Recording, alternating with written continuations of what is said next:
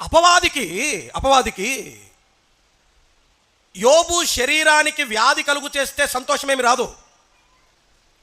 యోబు యొక్క ఆస్తిని నాశనము చేస్తే కూడా సంతోషం రాదు. యోబు యొక్క కుమారులను మరణానికి తీసుకెళ్తే కూడా సంతోషం రాదు. అపవాది గురి యోబు శరీరం కాదు, అపవాది గురి యోబు ఆస్తి కాదు, అపవాది గురి యోబు పిల్లలు కాదు.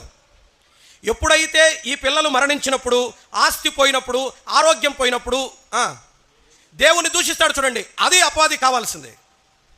అపవాది లక్ష్యం ఏంటంటే దేవునికి నీకు మధ్య ఉన్న సంబంధాన్ని తెంపటం. దానికోసం ఏదైనా చేస్తాడు.